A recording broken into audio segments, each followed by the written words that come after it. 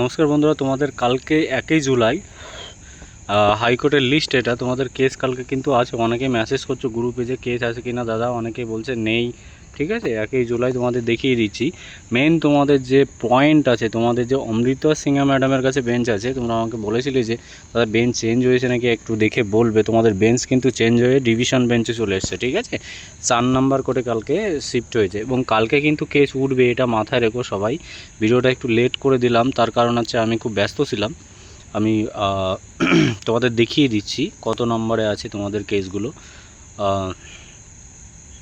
Sorry, scroll করি। হ্যাঁ, এই দেখে নাও, তোমাদের কেসগুলো কিন্তু 11 নম্বর লিস্টেড আছে। ঠিক আছে, চন্দনধারা বলে, ওয়েস্ট বেঙ্গল ভার্সেস চন্দনধারা, মানে বোর্ডের তরফ থেকে চন্দনধারার সঙ্গে যে কেসগুলো আছে সেই কেসগুলো আছে। আর বাদ বাকি যে কেসগুলো আছে সেইগুলো লিস্টেডে আমি দেখতে পাইনি। তোমরা যদি লিস্ট ডাউনলোড করো তো দেখে নিও।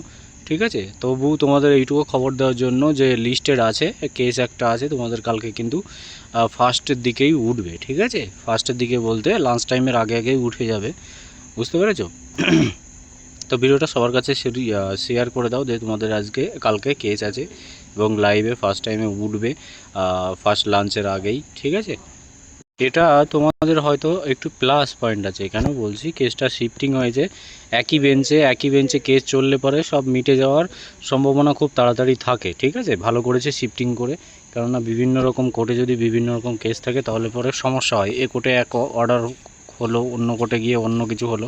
সেটার ক্ষেত্রে তোমাদের সুবিধা হলো যে কোনো একটাতে উঠে মোটামুটি একভাবে একটা কেস উঠলে পরপর ডেইলি একদম সাজিয়ে তোমাদের ম্যাটারগুলো শুরু করবে। উকিলরা এসে যে আমার এত নম্বরে আছে, আমার একই ম্যাটার, সিমিলার ম্যাটার, তার জন্য একটা কেস লিস্টেড যদি ফার্স্টের দিকে হয় তাহলে তোমাদের কিন্তু তাড়াতাড়ি উঠে যায়। আর এগুলো কিন্তু সলভ করার জন্যই কিন্তু, হয়তো আমার যতটুকু কেসগুলো সলভ করার জন্যই তোমাদের কিন্তু লিস্ট করেছে, একটা বেঞ্চেই লিস্ট করেছে, সেটা ডিভিশন বেঞ্চে। একদম পারফেক্ট রায় আসার জন্যই সম্ভবত এটা শিফটিং করে দিয়েছে। ঠিক আছে বন্ধুরা, ভালো থেকো, জয় হিন্দ। ভিডিওটা ভালো লাগলে অবশ্যই শেয়ার করে দিও, সবার কাছে জানিয়ে দিও কালকে কেস আছে।